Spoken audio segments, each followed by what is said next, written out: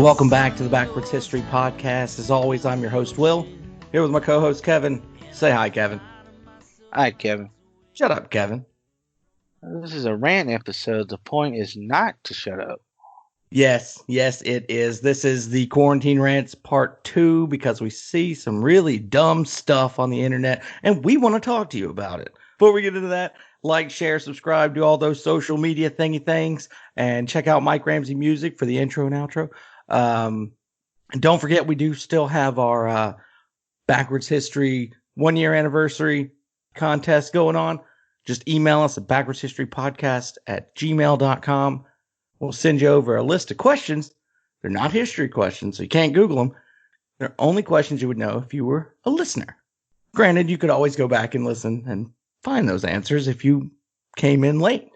First prize is $25 Amazon gift card. Second prize is $15 gift card. Third prize is $5 Amazon gift card. And every winner gets a George Washington Funko Pop like we got here on the desk and a signed copy of the United States Constitution, Pocket Constitution, signed by both hosts. And we'll announce those on our 50th episode. We'll announce the winners of that. Still time. Still plenty of time. But, yeah. Internet has gone crazy. I don't know if it's people going stir crazy, their cabin fever's getting the best of them, their emotions are running a little high, which is understandable. Fair. But the thing that we saw that we wanted to talk about is if you haven't seen it, and let me go ahead and preface the rest of this episode. I may shed the PG rating on this episode. I haven't decided yet. See where it takes us. We'll see how riled up I get on this one. But if you look up hashtag Michigan terrorists or terrorist or any combination of the two words on pretty much any social media, you'll find people that carried their weapons into the Michigan State House to protest the stay-at-home orders and the draconian laws of the governor and the state Congress. Mm-hmm. I think I speak for me and Kevin when I say that they have our full support here at the Backwards History Podcast. Well, anytime American exercises their constitutional rights, yeah. That's two of them in one go. You have a right to seek redress of grievance. You have the right, or actually, it's First and Second Amendment, but there's multiple portions to the First Amendment. You have the right to seek redress of grievance. You have the right to peaceably assemble, and you have the right to protest. Mm-hmm. That's what they did, and they carried their weapons to do so. Well, they were intimidating people and made people fear for their lives. So you carry your own. Didn't you? Carry your own. Yeah, it got the point across. It's exactly, quite literally, what the First and Second Amendment were written for. Exactly why they're written the way that they were written. The right of the people to keep and bear arms shall not be infringed was preceded by a well-regulated militia being necessary for the security of a free state. You have the right to bear arms exactly for this reason, for you to stay free. Freedom is not being forced to stay in your home under threat of arrest. Freedom is not what we're even experiencing down here in Mississippi. And ours is not because of our governor. We live in a small town where the mayor, who's already fairly corrupt as far as most everybody knows here, but we can't seem to get rid of him. Mainly because most of the population live in the county. But everything we have to do or go to or purchase anything from is in the city. Yep. And we have a curfew from 10 a.m. or from 10 p.m. to 6 a.m. And they have been stepping up enforcing that over the last few weeks. Yeah, either last week or the week prior, we told you that one of our friends was pulled over at a roadblock. Coming home from work. Kevin carries around his essential employee paperwork. And I have been asked to show it on numerous occasions. That reminds me of a World War II war movie. Pulling up several of them. Right? Pulling up to the stereotypical jackboot Guard shack. Let me see your papers. Schnell, schnell. Yeah, I don't like it. I don't like it's, it at all. it's very un-American. I mean, the fact that I have to have documents to move around within the city I live in. I mean, it's not like when you leave the country and you need a passport. It's for me to go from one point in the city to another. I have to have these documents that allows me to travel. But the fact that the police chief comes out and says, well, if you're at a barbecue or a family birthday and it goes past 10 p.m., you're getting citations on private property. Really? One, they're already together before 10 p.m. So this is not about the virus and it's spreading, or else you would break it up before 10 p.m. So there's issue one. It's impractical. But we know why they want citations because people aren't driving as much. So they're not able to pull people over and get their ticket revenue. So they got to get their revenue somewhere else. They've Extortion. adjusted their business model. Business model. That's a good way to put it. Got to pay the So, bill somehow. Kevin, what's some of the historical implications of what we're seeing right now?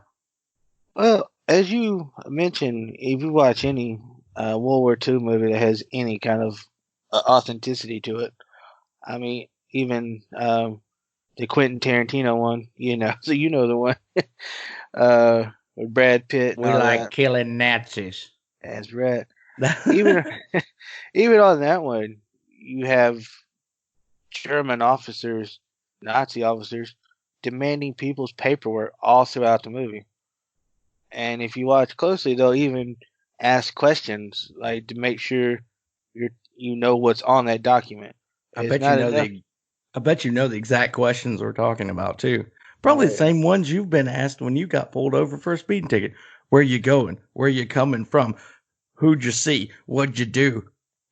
But it's one of Sounds those little. like yeah, sounds like normal playbook of a traffic stop to me. Oh yeah, doing a little fishing there. I might be drawing some lines here. You know, Yeah, frame it up real nice. wonder if our listeners are smelling what I'm stepping in here. I'm sure they are if they've been listening for a while. Right. But Will and I, he messaged me last week, and we were discussing as we normally do ahead of time what we wanted to discuss, and well, we try not to be very reactionary. When you see things that are blatantly un-American, and you start, me being a historian, I see the red flags, and I know it's always you see a lot of uneducated people. Oh, Nazis, all this and that. This is Anytime about a some, virus. This has nothing to do with Nazis. It's about a virus. You know, there's Karens out there everywhere going oh yeah, nuts right now with that kind of crap. oh God, stir crazy Karens. But it's one of these things. I was talking to Will. They don't take all your liberties at once. Too many red flags. People get upset about that. But if you start to chip away at it, if you start to, I'm going to take a little one here, I'm going to limit this here, I'm going to take another one from this side, you do it over time, but you do it effectively and methodical enough. Eventually, you've given up so much that you don't realize your hands have been tied. It's like, and I know several of you have probably heard this analogy before, but it's truth in a scientific fashion. We're like, or our rights are like a frog being boiled alive. What happens is if you turn the heat up real quick, what's the frog going to do? Hop on it? It's going to jump out of the pot. If you turn it up ever so slightly, water will gradually boil, gradually get hotter and hotter Mm-hmm. until such a time where the frog finally realizes, oh crap, it's too hot in here, and he tries to Yeah. jump out. It's too late. His muscles have already seized, and he's stuck in the pot, being boiled alive. That's our rights. They keep cranking up the heat Just just a a little little, here. until Right. it's too late. And then what do you have? They're And gone. they're They're gone. dead. But yeah, and that's a really good analogy because like I was saying, you don't want to throw up too many red flags. oh, we're taking this one, this one, this one. Uh, when the Nazis came to power, while it did happen relatively quickly, they were riding that wave of nationalist enthusiasm. When it came time to start to chip away at people's rights, they didn't just go out and round everybody up and all right, we're dividing you into camps and all the horrors that followed after that. It's we're gonna start to all right now. Jews can't be out after a certain time. Jews can't be in certain parts of the town. They can't live in other parts. They had to be regulated to ghettos. All right, now they can't live in the city at all. We're taking them to camps. It's steps. It's gradual. It happens slowly, but in such a way as to not to raise too much suspicion. And you can't help but see striking parallels between that. Where when all this started, it was, well, we're making suggestions. We suggest you don't travel if you don't have to, which is not a bad suggestion. I just want to clarify that. If you don't need to travel, please don't. I have not left my house since March 15th, but that does not mean that I want the government to use its force, its power, its monopoly on force Mm-hmm. to force my countrymen to stay in their homes. That Right. is not liberty. No, it's quite literally tyranny. But yeah, like I said, please don't travel if you don't have to. While I know a lot of states are starting to ease restrictions, now you're not being told you have to. As it's please exercise caution. Is all I'm saying. But anyway, it started off as we recommend it, and then now they keep changing the name. It was down here. It was shelter in place. Now it's safer at home or something, and just it keeps going and going, and then you start to see the curfews, and then you start to see the roadblocks, and the documents, and the citations, and the tickets. And Jackson's mayor trying to Oh, use emergency powers to ban the open carry of weapons because apparently, in his mind, an open carried weapon is an illegal weapon. which Not sure where he drew that parallel, especially since state law preempts him and says it's completely legal. right? I mean, This that's is one of the Mississippi. I mean, come on. yeah, and that's one of the great things about it is it is state law. It's quite literally spelled out in plain writing, plain English. Yeah, as long as you are allowed to legally and lawfully possess a firearm, you can carry. You can openly carry it or concealed carry it. We are a constitutional carry state. Which is, while it's simple, it's very effective because you don't have to go, as Will likes to say, you don't have to go and buy your rights back. Right. You don't have to purchase your rights. Yeah, but act crazy if you want to. We carry in Mississippi. Oh yeah, but and every time I get stopped and I have to go through a roadblock and show my paperwork, I do the proper thing and I inform the officer that uh, I am carrying a firearm, and they're normally pretty cool about it. But the fact that the mayor of Jackson would relate that to open carry is illegal carry is or unlawful is just completely backwards to what the state law is.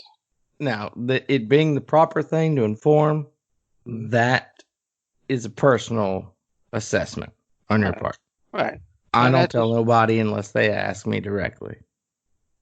I just don't want any confusion. Things happen from Oh, time to time. I put my hands up on the steering wheel the whole nine. Yeah, But yeah. unless they ask me, I'm not letting them know what I got because just telling somebody could make them nervous enough to do something stupid. That's a They very ask good me point there. directly, I'm not going to lie to them. That's as again, that's a good point. But I guess it really just depends on the individual, and by individual I mean the one who's making the stop. Yeah, it depends on the individual on what they are comfortable doing on either end of the stop. Sure.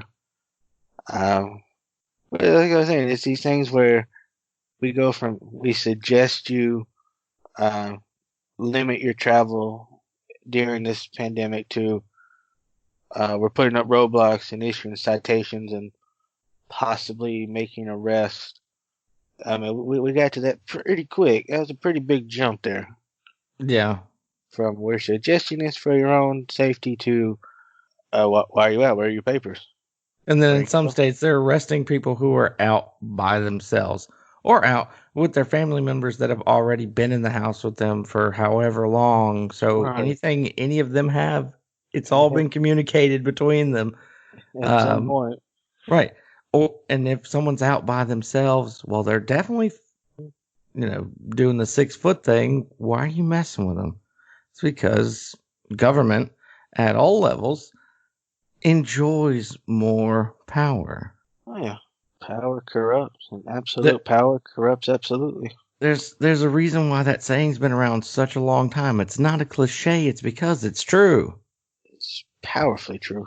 And that ties back into why Will and I are so fond of George Washington, because he gave power up willingly.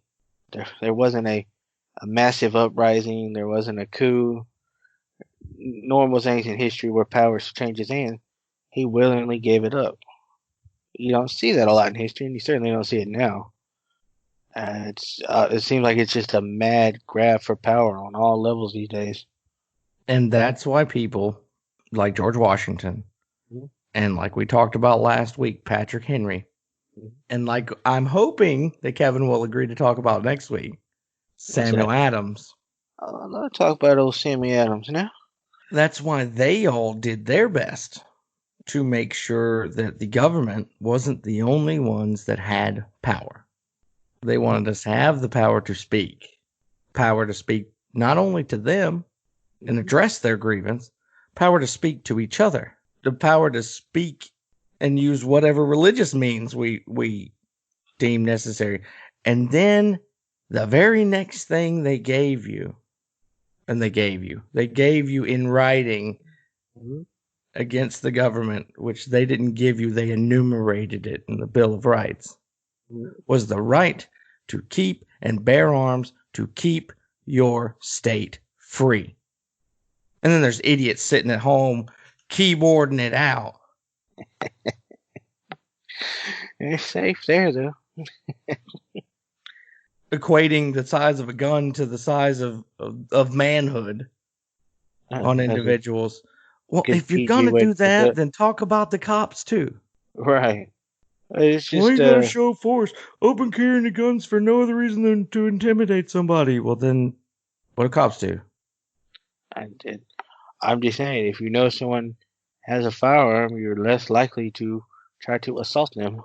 Exactly. And that's why those protesters carried guns. You really think that they're going to let a bunch of unarmed protesters storm into the state house where Yeah. they're allowed to be? That's their state house. That is not the government state house. That's not the state house of the people sitting in those chairs or standing at those podiums. That state house belongs to the citizens of Michigan. Who paid for it?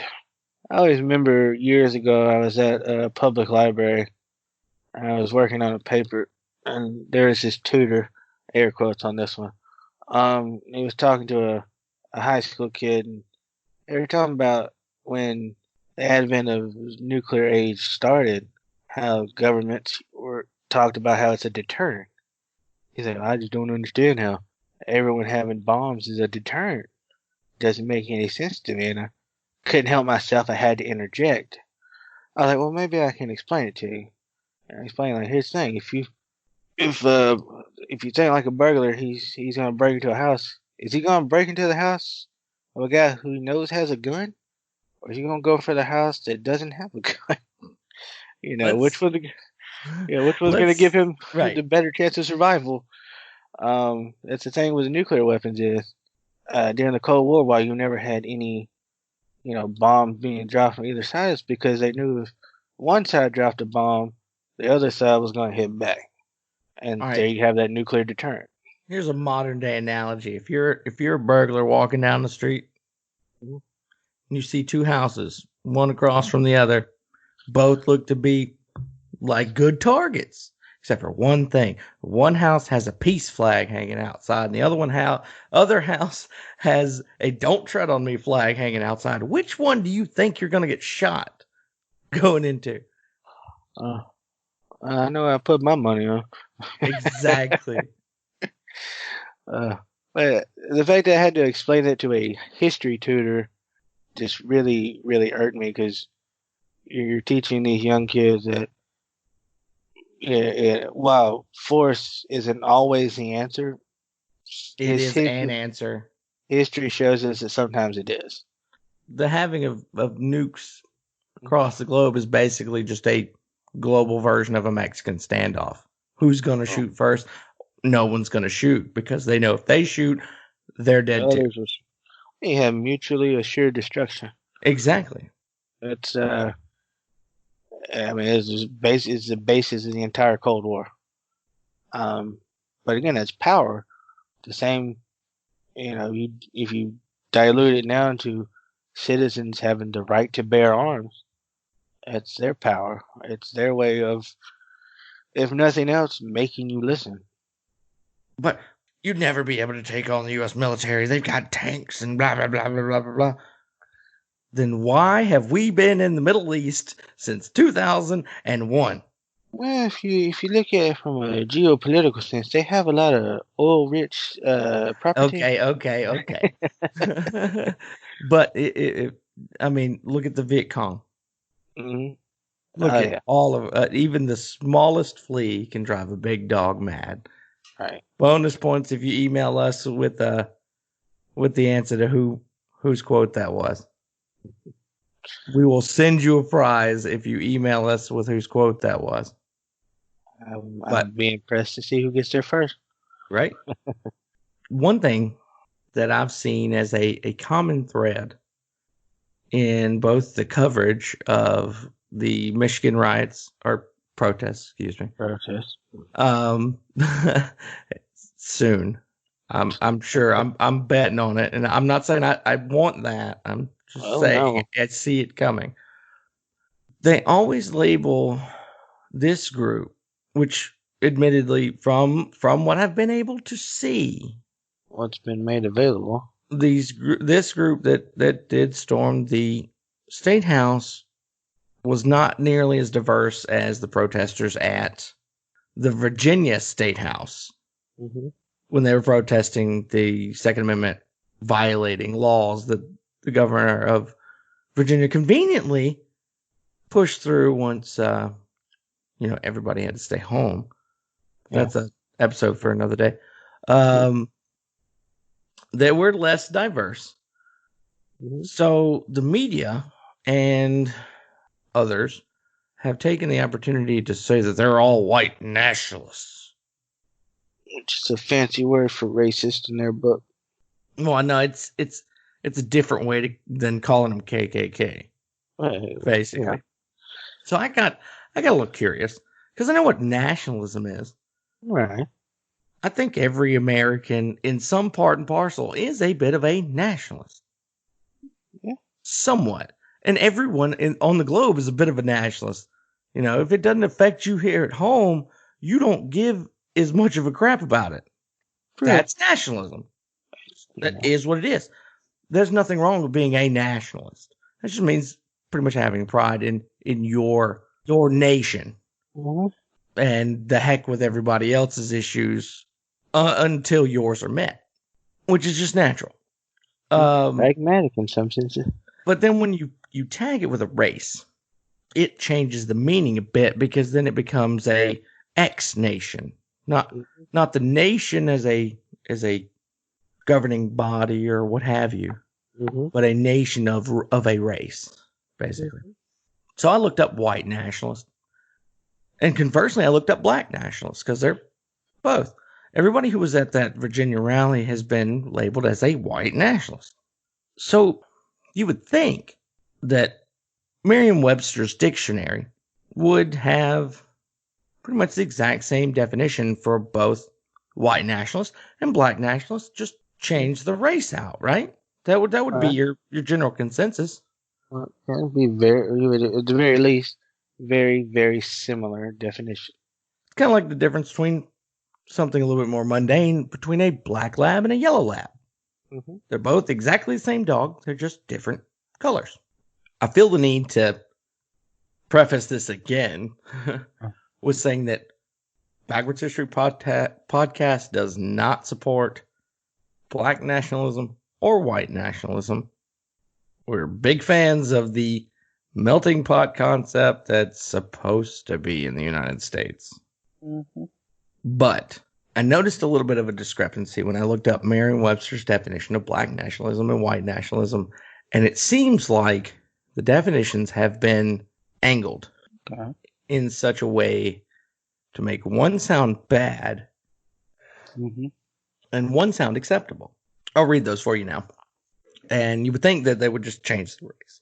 Black nationalism, per Merriam-Webster, is defined as a member of a group of militant blacks who advocate separatism from the whites and the formation of self-governing black communities.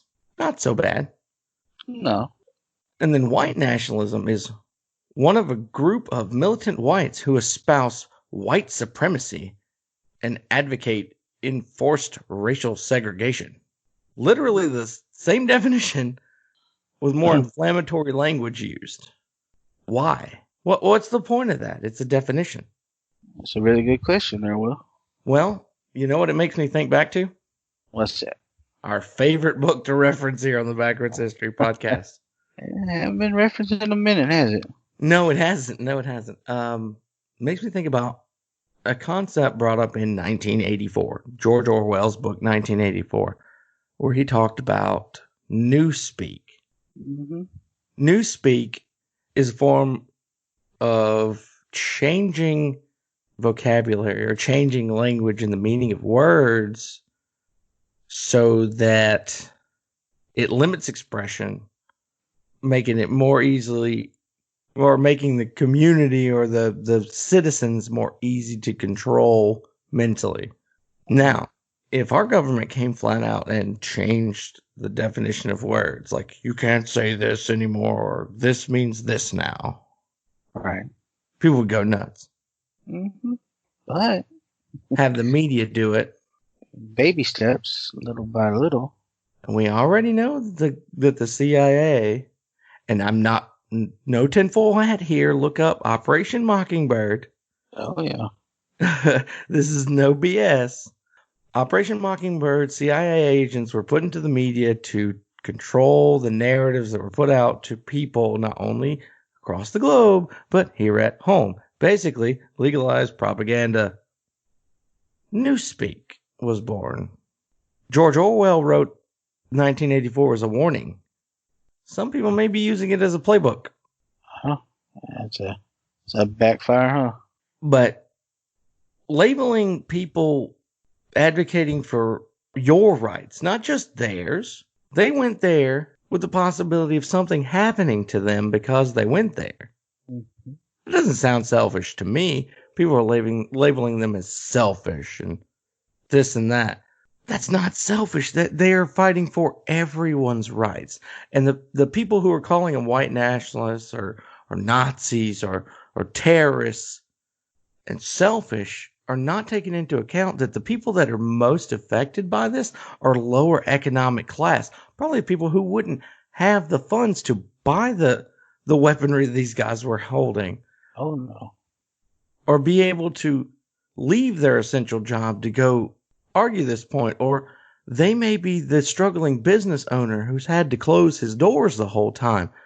It's not just white people affected by this. It's not just black people affected by this. It's everybody. We stand with the salon owner in Texas.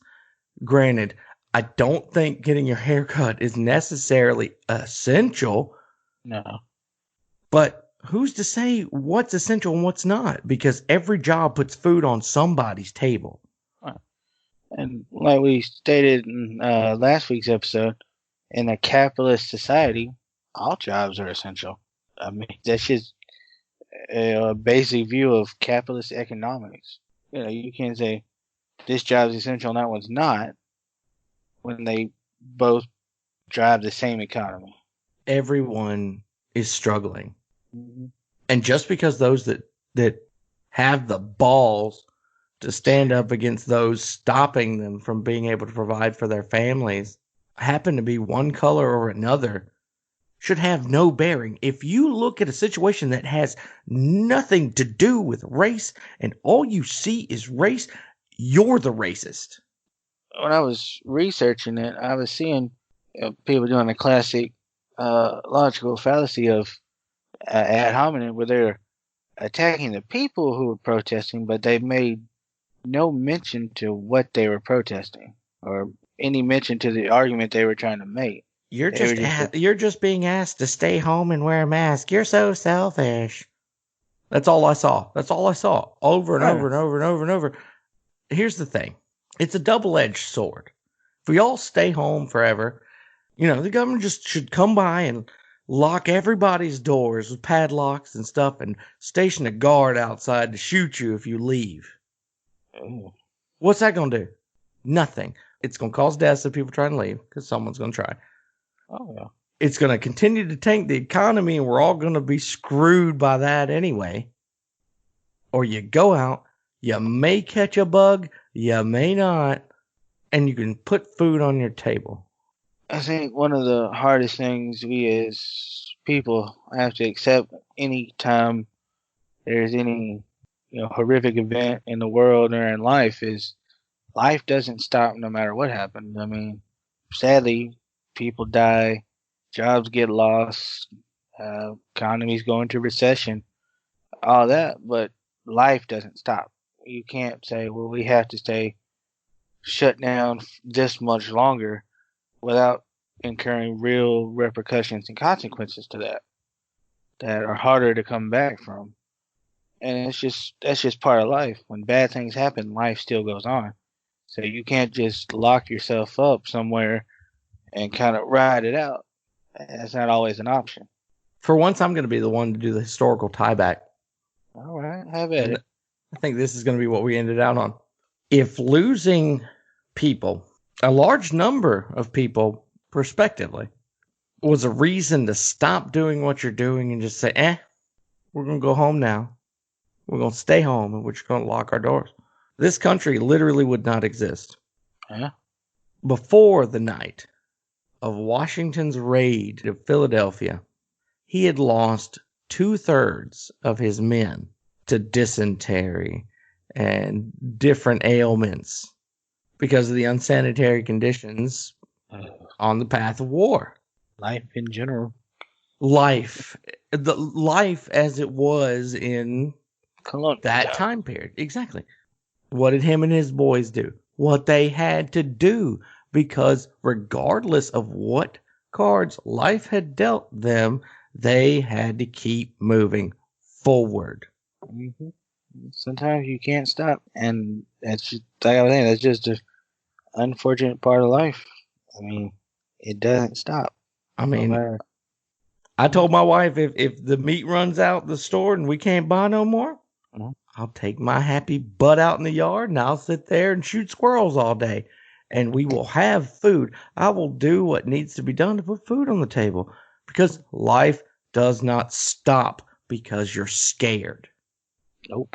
It's time, America, in multiple facets and for multiple reasons and on multiple fronts, to nut up or shut up. Yeah, with all the social media, outcry, I would be a strong advocate for the shut up part. Yeah, a good portion needs to shut up. But that is un-American. It's our time to shut up. Don't take what we say as fact. Don't take us as experts. You can take us as angry Americans if you want to, because that's what we are. But we want you to do your own research, form your own opinions, and please, God, trust, but verify.